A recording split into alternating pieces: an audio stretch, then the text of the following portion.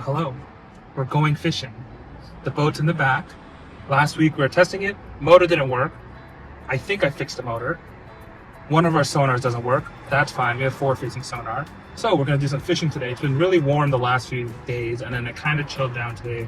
But we had a lot of rain, so I'm really hoping these bass are like in full spring fling. Gonna have to do some searching. We're going to another lake that literally the last time we went was the first time I went, and my motor wasn't working, so we didn't get to fish much. We just fished on my trolling motor for a little bit. So hopefully today, with the motor working, the big motor working, we can actually do some like exploring and look for places with bass. So unfortunately, no real fish catches today. One yellow perch. I didn't even catch it. I suck at fishing, but also it is much colder. Like that water is still freezing. So I think it's gonna take like maybe one more week of like warming waters.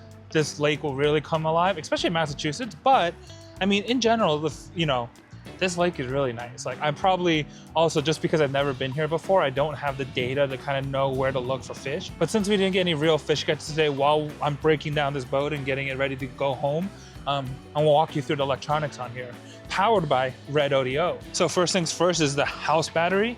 This is the battery that runs my bilge pump, my sonar, my graphs. Oh, the lights that I have, it runs the lights in the back and the front. They're not installed at the moment, but that's what they run. This is the house battery, and what's really nice is that it's connected by Bluetooth, so I can actually check like how much fishing I did today. So if I pull out my phone here, so they'll kind of tell me if anything's going on. So actually, what's pretty amazing is I was using my bilge pump today, my sonar graphs on the house battery, and we're still at 90% battery today. It tells you all the different statistics, like how much battery you're drawing. Actually, the craziest, I have 165 amp hour for the trolling motor, and I was using it pretty heavily, and we're only at 97%. I could fish for quite a while. That's the house battery. And then while we're here, first things I gotta remember, oh gosh, sorry about that. Still kind of new to this YouTube thing. Oh man, this fisheye is really messing me up here.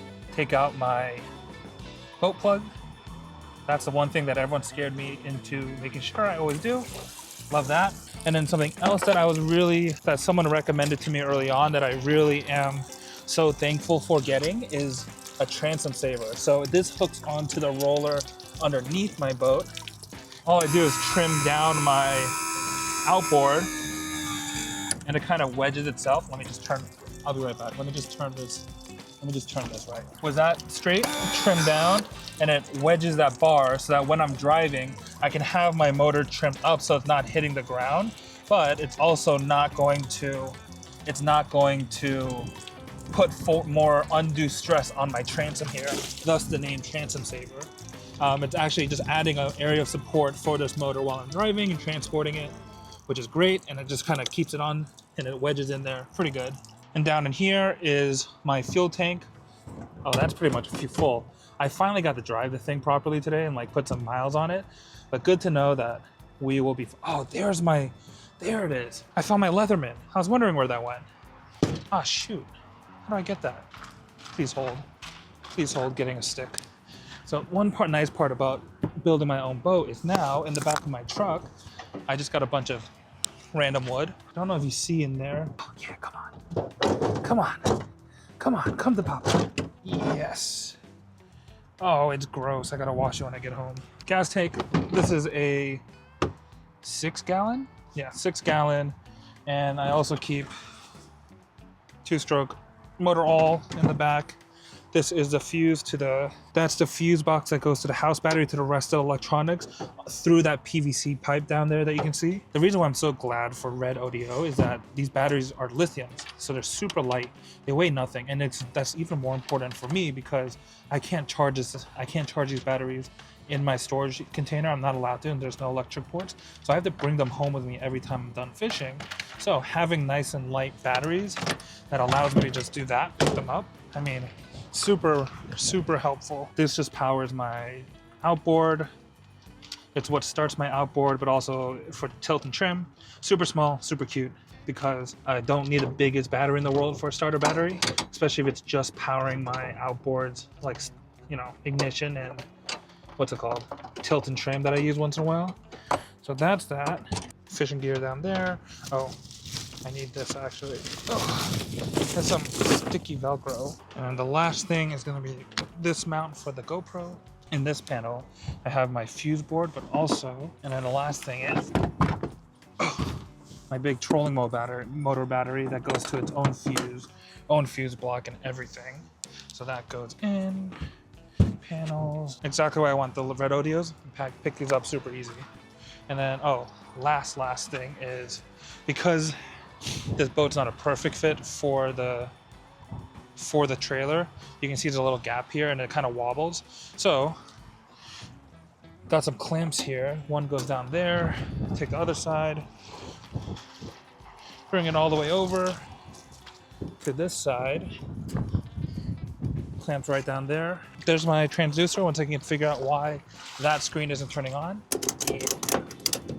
And that's how we get off the hobby boat. Just a small day of my fishing without catching anything. This is how most days go, honestly, but definitely looking forward to getting some more videos for y'all. Oh yes, the boat is done.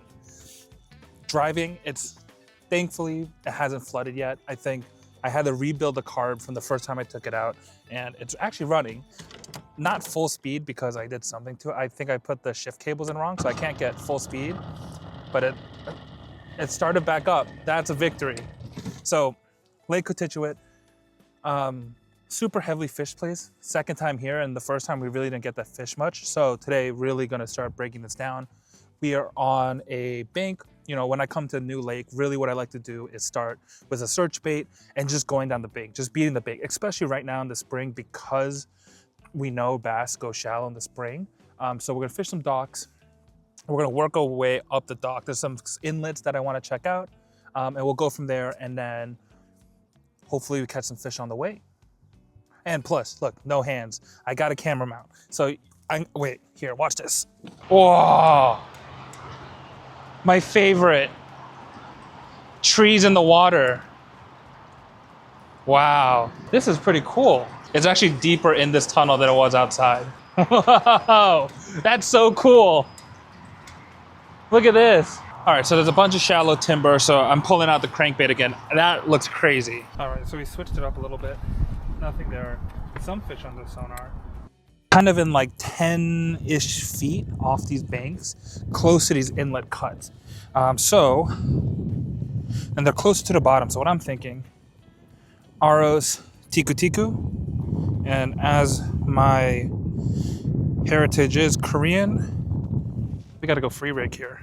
So free rig on there, super simple. I mean, just kind of working these shallow points is really what I think is gonna be a great option here. I mean, I got this bad boy extra seasoned. It's been sitting in this bite powder all winter. So kind of working these cuts between these little shallow areas, kind of where these V's happen, right? It's gonna be shallower on both sides of this little cut, and then it's gonna get deeper. So that's a small day on the water. Thanks for coming along. Unfortunately, no fish catches just yet to show you, but just wanted to show you the hobby boat. Everything's almost ready. I'm like 90% there, but huge thank you to Redodo for all the batteries. I've been talking about them on the social media stuff. As you can see, they're super important for this boat build, being able to take those batteries off, carry them with me, charge them up. They last really long. I can check the battery amounts on my phone. It's so critical in getting this boat to run. Besides the motor, everything else is on electric. So huge thank you to them for hooking it up and helping me power the boat. But if you're building your own boat or you have your own boat and actually have any questions about building your own boat, I actually also rebuilt the carburetor, so I have some information about that as well. Leave them in the comments below and I'm happy to answer them. So what are you waiting for? Get out there.